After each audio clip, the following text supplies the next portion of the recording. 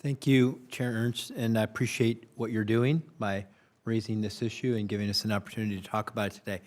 I'm just blown away by the idea that the people think that given the events, the recent events, that fraud is not an issue. The COVID fraud in the system was outrageous, including unemployment compensation. We're dealing with an issue in Minnesota right now where perhaps as much as $1 billion was stolen and money diverted away from what was supposed to be a food program for poor kids into the hands of criminals. And I was just on the Senate floor talking about the Affordable Care Act premium subsidies, which we know have been ripped off between, well, 21 and $27 billion, according to different reports, including one from the GAO.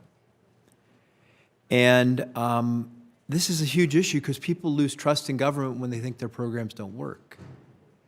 And I'm going to ask you each to answer a yes or no question because I'm interested in your take, because I'll tell you a quick story.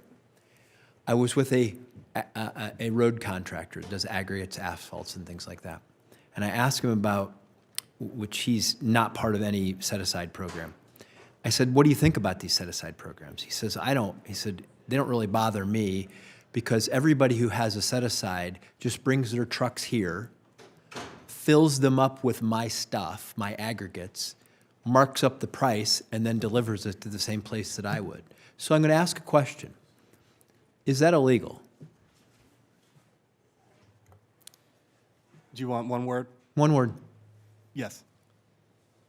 Legal. Mr. No. Gaudet. No. Yes. Based on our work, I actually don't know the answer, but I'd be happy to connect you with our experts on that. So the answer I received back when I asked questions about it is that it was not illegal. It's offensive.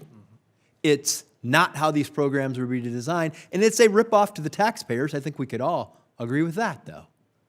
And it may not be illegal, but I hope, Chair, we work on this, that we make that kind of stuff illegal. Because it's not, in my opinion, what the programs are supposed to be about. And I know finding the fraudsters in the act is a hard thing to do, and so, but we have new technologies at our disposal, things like AI tools. And so I'm interested, I'll start with you, Dr. Is it LaFontaine? Yeah.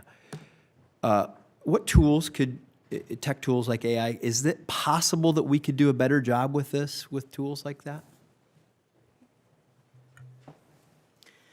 So let me share a couple of things that we've learned from looking at the role of data analytics and similar tools in fraud detection and prevention.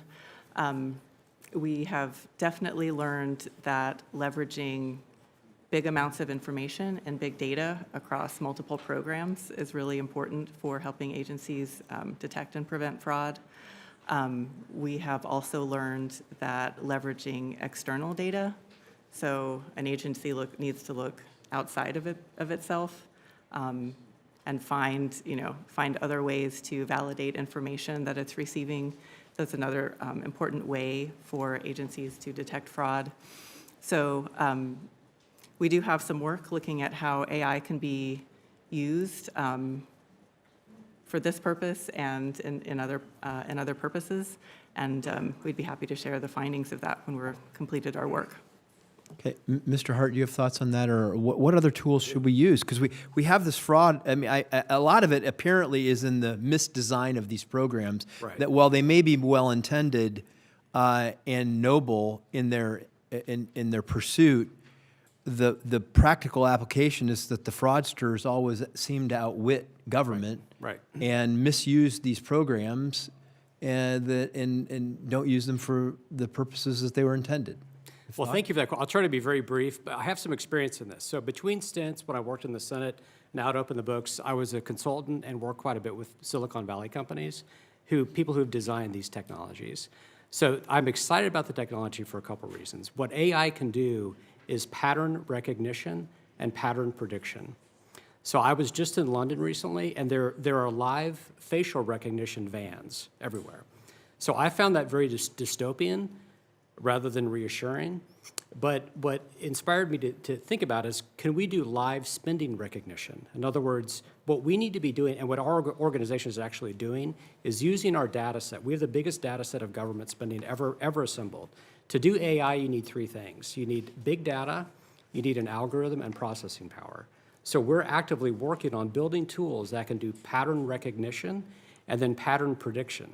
So in a year or 5 years from now, we can run circles around CBO and provide those tools to individual taxpayers and make sure that that authority and that technology belongs with we the people. That is achievable, and that's what we're working on at Open the Books. Great. Thank you for your time.